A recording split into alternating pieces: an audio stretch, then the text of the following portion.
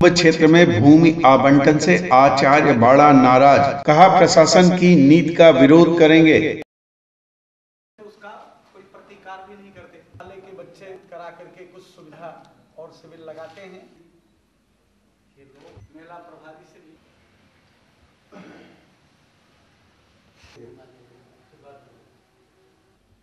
50-55 होकर प्रत्येक चौराहों पर सार्वजनिक शौचालय। हमारा श्री रामानुज संप्रदाय एक ऐसा संप्रदाय है जहाँ एक छोटा भी श्री वैष्णव तीनों काल की संध्या और बिना भगवान के चरणामृत और बिना गंगा जल का सेवन किए कोई भी व्रत अनुष्ठान नहीं करता। अन्य सनातन धर्म के जो संप्रदाय हैं वो बिना गंगा जल के भी जी सकते हैं, लेकिन हमारे संप्रदाय के लोग गंगा जल के ही साथ भोजन और अनुष्ठान का कार्य संपन्न करते हैं। किंतु दुर्भाग्य की बात यह है कि प्रशासन में बैठे लोग अब ऊपर से जब दबाव आते हैं तो अपने मनमुखी ढंग से ऐसे लोगों को भूमि मेन पृष्ठ पर दे देते हैं जिनको गंगा जी से भी कोई संबंध नहीं है और संगम क्षेत्र से भी कोई संबंध नहीं है।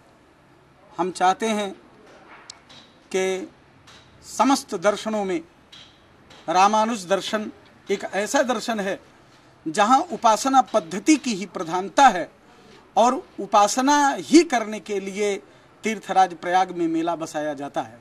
तो ये कौन पीछे आप लोगों को करता है, कहाँ से ये गड़बड़ी होती है? तो जो राजनीति से संबंधित लोगों के दबाव से जो शिविर बसाए जाते हैं, जो अन्य सेवानिवृत्त अधिकारियों के दबाव से मेला में प्लाट काटे जाते हैं, उनको मेन फील्ड पर मेन जगह पर आवंटित करके मेला बसाते हैं और जो साधु भजन करके और निष्प्रिय भाव से प्रयाग में कल्पवास करके अपना जीवन व्यतीत करना चाहते हैं या धर्म का प्रचार करना चाहते हैं या धर्म का पालन करना चाहते हैं, उनकी उपेक्षा होती है और यह उपेक्षा सही या नहीं है, यह सही नहीं जा सकती। इस बार भी क्या भूमि का आवंटन नहीं हो रहा? इस बार भूमि का आवंटन जैसा मेला प्रशासन से पता चला है कि मेला के उत्तर के सबसे उत्तर पृष्ठ पर आचार्य बाड़ा बसाया जा रहा है। यह हमारी परंपरा के लोगों का अपमान है, साधु समाज का अपमान है, सनातन धर्म का अपमान है और यह अगर अपमानजनक कार्य मेला प्रशासन ने किया तो इसको बर्दाश्त करने के लिए हम लोग तैयार नहीं हैं।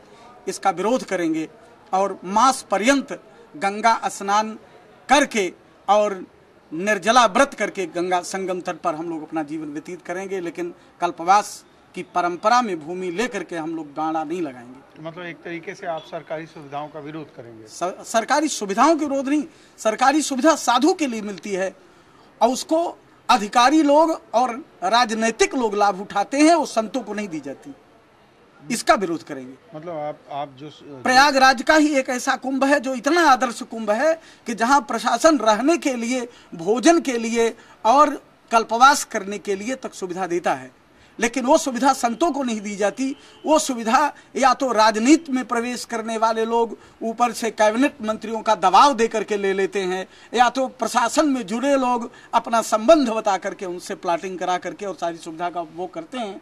वो साधु समाज और आध्यात्मिक लोग। रामानुज नगर प्रबंध समिति के द्वारा की जा रही है।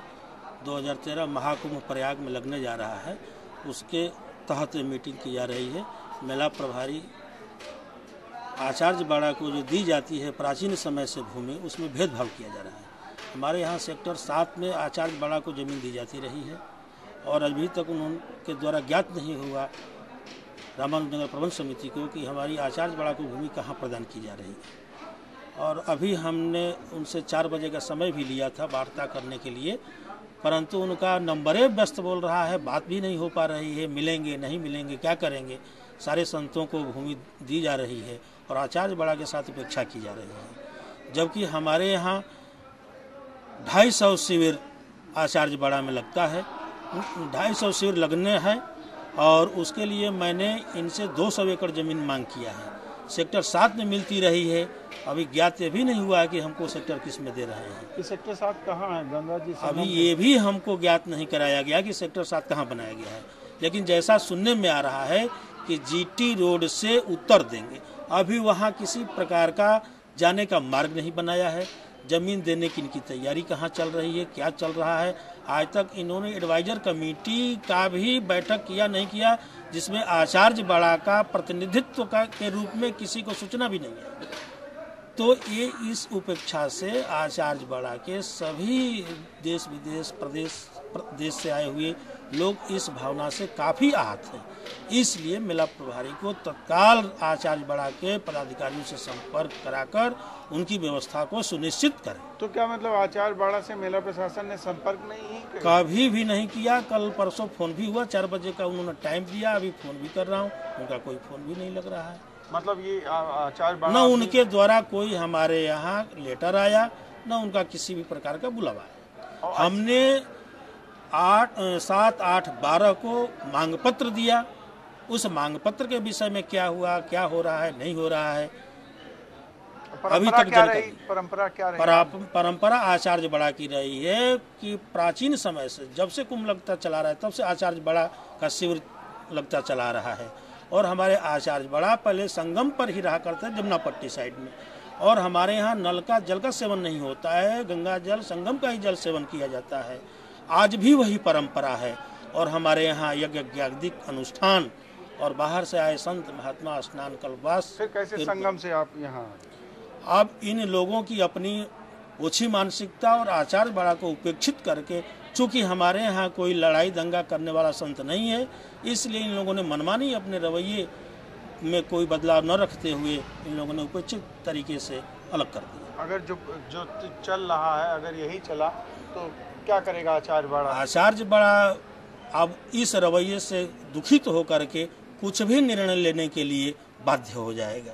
मतलब कुछ भी में ये हो सकता है कि आचार्य बाड़ा सरकार का, सरकारी सुविधाओं का, सरकारी चीज़ों का बहिष्कार कर सकता है। इस पर विचार किया जाएगा। बहिष्कार करने की स्थिति आएगी तो विचार किया जा सकता है। आप लोग नाराज हैं? नाराज इसलिए हैं कि मेला प्रशासन सदैव उपेक्षित करता आ रहा है। जब से ये कुंभ शिविर या माघ मेला जब से बसता चला, तब से आचार्य बाड़ा रामानुज नगर आज तक बसता चला आ रहा है।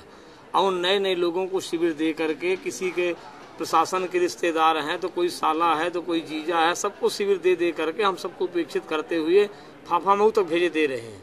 इसलिए हम लोग चाहते हैं कि हम सबको समान अधिकार दें। इस तरह से मेला प्रशासन उपेक्षित ना करे। हम मेला प्रशासन का विरोध करते हैं कि हमें सही जगह स्थान दे करके हमारा भी सम्मान करें।